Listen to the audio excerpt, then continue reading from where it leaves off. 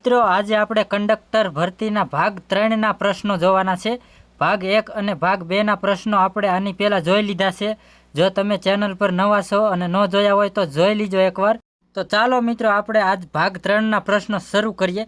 તો આપણો પહેલો પ્રશ્ન છે, બસમાં ટિકિટ ચેકિંગ દરમિયાન ટિકિટ વગરનો મુસાફર મળે તો જવાબદારી કોની ગણાય? તો એનો જવાબ છે મુસાફર અને કંડક્ટર બંનેની। ત્યાર પછી બીજો પ્રશ્ન જોઈએ, કંડક્ટર પાસે રહેલી રોકડ રકમને શું કહેવાય? તો એનો જવાબ છે કેશ બેલેન્સ કહેવાય। ત્યાર પછી ત્રીજો પ્રશ્ન જોઈએ, વે બિલનો ઉપયોગ શા માટે થાય છે? તો એનો સાચો જવાબ છે મુસાફરોની સંખ્યા, આવક અને રૂટની વિગતો નોંધવા માટે થાય છે। ત્યાર પછી ચોથો પ્રશ્ન જોઈએ, કંડક્ટર દ્વારા જમા કરાવાતી આવકને શું કહેવાય છે? તો એનો સાચો જવાબ છે ટ્રાફિક રેવન્યુ। ત્યાર પછી પાંચમો પ્રશ્ન જોઈએ, મુસાફરોને ટિકિટ આપ્યા વગર ભાડું લેવું શું ગણાય? તો એનો સાચો જવાબ છે ગંભીર શિસ્તભંગ ગણાય। ત્યાર પછી આપણે છઠ્ઠો પ્રશ્ન જોઈએ, બસની આવક અને ખર્ચના હિસાબમાં કંડક્ટરનું મુખ્ય કાર્ય શું છે? તો એનો સાચો જવાબ છે આવકની સાચી નોંધ રાખવી। ત્યાર પછી સાતમો પ્રશ્ન જોઈએ, કંડક્ટરે ડ્યુટી દરમિયાન કયા દસ્તાવેજો સાથે રાખવા જોઈએ? તો એનો સાચો જવાબ છે ઓળખપત્ર, વે બિલ અને ટિકિટ મશીન સાથે રાખવા જોઈએ। ત્યાર પછી આઠમો પ્રશ્ન જોઈએ, ઝીરો કેશ ઇરોરનો અર્થ શું છે? તો એનો જવાબ છે હિસાબમાં કોઈ તફાવત ન હોવો। ત્યાર પછી નવમો પ્રશ્ન જોઈએ, એક્સ કેશ મળવાથી શું સૂચવે છે? તો એનો સાચો જવાબ છે હિસાબમાં ભૂલ અથવા વધુ વસૂલાત। ત્યાર પછી 10મો પ્રશ્ન જોઈએ, શોર્ટ કેશનો અર્થ શું છે? તો એનો જવાબ છે હિસાબ કરતાં રોકડ ઓછી હોવી, એનો અર્થ થાય છે। ત્યાર પછી આપણે 11મો પ્રશ્ન જોઈએ મિત્રો, સ્ટેજ સિસ્ટમનો સંબંધ શેની સાથે છે? તો એનો સાચો જવાબ છે મુસાફરીના ભાડા સાથે। ત્યાર પછી 12મો પ્રશ્ન જોઈએ, બસમાં સામાનનું બુકિંગ કઈ રસીદથી થાય છે? તો એનો જવાબ છે લગેજ ટિકિટ। ત્યાર પછી 13મો પ્રશ્ન જોઈએ, કંડક્ટરનું સૌથી મહત્વપૂર્ણ ગુણ કયું છે? તો એનો જવાબ છે પ્રામાણિકતા। ત્યાર પછી પ્રશ્ન નંબર 14 જોઈએ, વે બિલ બંધ કરતી વખતે શું ચકાસવું જરૂરી છે? તો એનો જવાબ છે ટિકિટ, મુસાફરોની સંખ્યા અને રોકડ। ત્યાર પછી 15મો પ્રશ્ન જોઈએ, ઈટીએમનું પૂર્ણ નામ શું છે? તો એનો સાચો જવાબ છે ઇલેક્ટ્રોનિક ટિકિંગ મશીન। જે આજે મહેનત કરે છે એ જ આવતીકાલે સફળ થાય છે। તો મિત્રો તૈયારીમાં કોઈ કસર ન છોડતા, આજની મહેનત તમને એક દિવસ જરૂર કંડક્ટરની નોકરી અપાવશે। તો ચાલો મિત્રો હવે આપણે આગળના મહત્વપૂર્ણ પ્રશ્નો જોઈએ। તો આપણો 16મો પ્રશ્ન છે, ઈટીએમનો મુખ્ય લાભ શું છે? તો એનો જવાબ છે ઝડપી અને ચોક્કસ ટિકિટિંગ થાય છે। ત્યાર પછી 17મો પ્રશ્ન જોઈએ, મુસાફર પાસ બતાવે તો કંડક્ટરે શું ચકાસવું જોઈએ?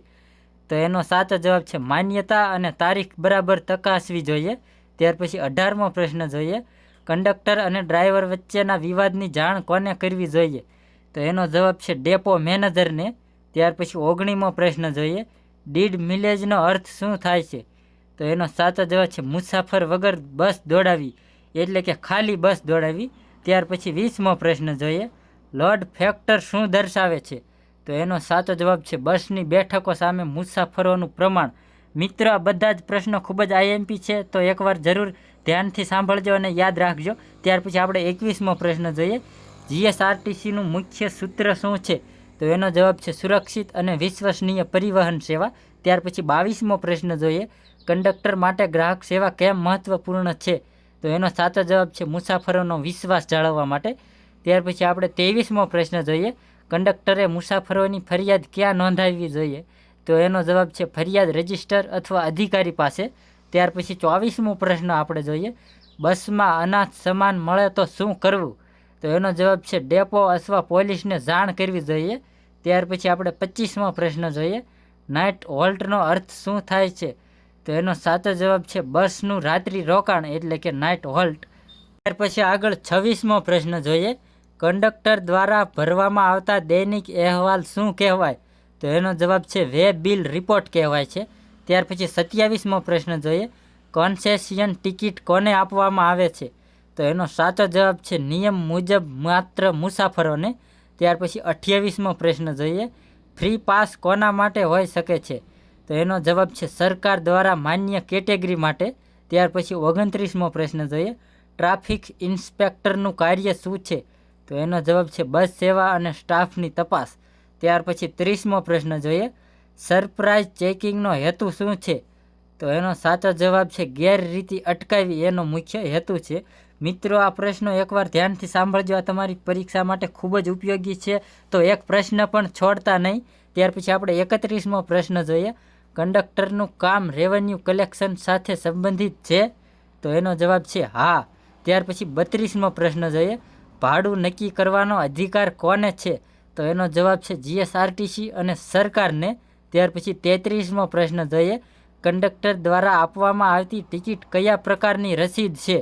તો એનો જવાબ છે અધિકૃત રસીદ છે. ત્યાર પછી 34મો પ્રશ્ન જોઈએ. ડ્યુટી ચાર્ટ શું દર્શાવે છે? તો એનો જવાબ છે કંડક્ટરની ડ્યુટી વિગતો દર્શાવે છે.